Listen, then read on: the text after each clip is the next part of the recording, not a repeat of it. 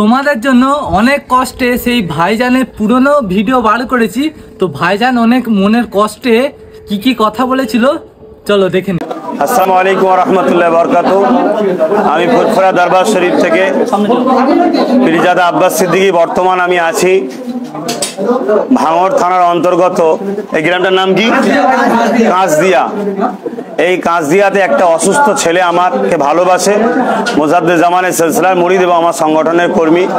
সে অসুস্থ ছেলেকে দেখতে আসার দরুন এলাকায় দেখলাম শওকত মোল্লার টিএমসি পার্টি তার নেতৃত্বে হাজার হাজার মানুষকে জড়ো করে বোম বন্দুক লাঠি সুটালিয়ে চারিদিক থেকে ঘিরে ফেলেছে।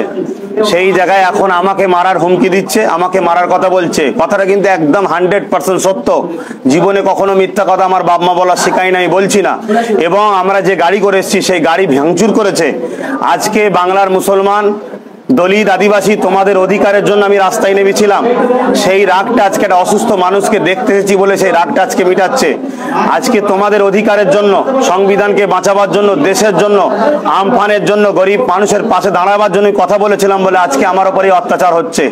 এই জায়গায় দাঁড়িয়ে থেকে আমি সংক্ষেপ সময় এতটুকু বলছি, তোমরা যে যেখানে ভিডিও পাবে যদি এর জবাব তোমরা আগামী 24 ঘন্টা এই সরকারকে না দাও, রোড টোড কিভাবে বন্ধ করবে, কি করবে না করে আমি কিচ্ছু জানতে চাইছি না। কারণ প্রশাসন থাকাকালীন আমার উপরে অত্যাচার হচ্ছে, আমার গাড়ি ভাঙচুর হচ্ছে।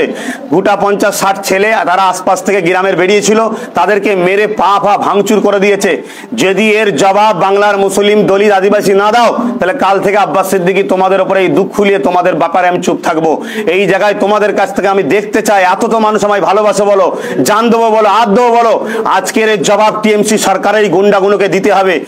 এত বড় সাহস কি করে হলো এই শওকত মোল্লার পশ্চিম বাংলায় মোজাদ্দেদ জামানের আওলাদের গাড়িকে ভাঙবে?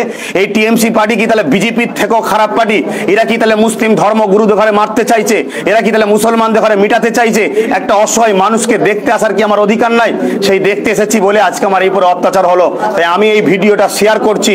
আমি দেখবো যে সত্যি তোমরা কি ভালোবাসো না আমার সঙ্গে প্রতারণা করছো। এর জবাব বাংলার মানুষকে কাছে আমি দিলাম। এর জবাব টিএমসি সরকারের কাছ থেকে বাংলার মানুষকে আগামী দিন গণতান্ত্রিক পদ্ধতিতে আপনাদের চাইতে হবে। এখন যে যেখানে পাবেন কিভাবে গণতান্ত্রিক পদ্ধতিতে চাইবেন সেই আওয়াজ আমি শুনতে চাই। প্রত্যেকটা প্রান্ত থেকে, প্রত্যেকটা কেন্দ্র থেকে একটাই আওয়াজ শুনতে চাই, কেন আমার গাড়িকে ভাঙা হলো? টিএমসি সরকার এবং টিএমসি সরকারের প্রশাসন এবং টিএমসি সরকার এই হারমাত বাহিনীদের কাছ থেকে জবাবটা চাই। এই জবাব তোমরা আওয়াজ তোলো, এই আশা রেখে তোমরা যারা ভালোবাসো, এই ভর্সি ভালোবাসায় আমি ঘুরে বেড়াচ্ছিলাম। যদি আমার এই অত্যাচারের বিরুদ্ধে তোমরা না আওয়াজ তোলো, তাহলে আমাকে ভাবতে হবে যে তোমরা আমাকে শুধু মুখে ভালোবেসে আমাকে রাস্তায় না বাবার প্রতারণার রাস্তা করছো। দেখা যাক বাংলায় আমার মোজাদ্দেদ জামানের এবং আমার ভালোবাসার দলিত আদিবাসীরা কতটা আমাকে চাই, দেখা